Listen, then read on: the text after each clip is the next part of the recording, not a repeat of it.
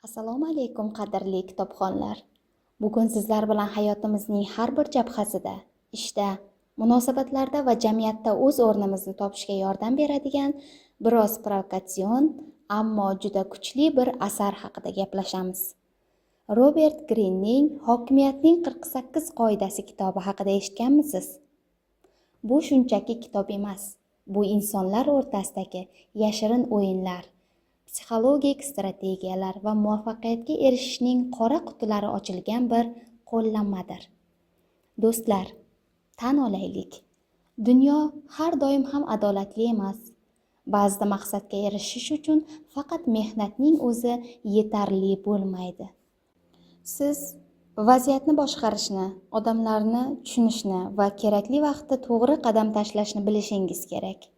Muallif tarixning buyuk sarkardalari, siyosatchilar va faylasuflari tajribasiga tayanib, bizga hokimiyatning 48 ta qoidasini taqdim etadi. Bu kitobni o'qish bu dunyoga boshqacha ko'z bilan qarashni o'rganishdir. U sizni manipulyatsiyalardan himoyalanishga, raqiblaringizning navbatdagi qadamini oldindan bilishga va eng muhimi, har qanday vaziyatda o'z g'ururingiz va manfaatlaringizni himoya qilishga o'rgatadi. Ba'zilar bu kitobni shafqatsiz deb atashadi. Boshqalar esa yashash uchun qo'llanma.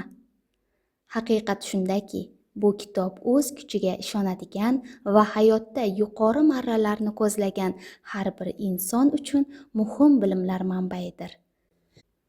Xo'sh, siz tayyormisiz?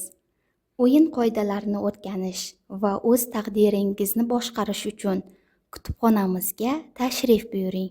Keling, bu strategik olamni birgalikda kashf etamiz.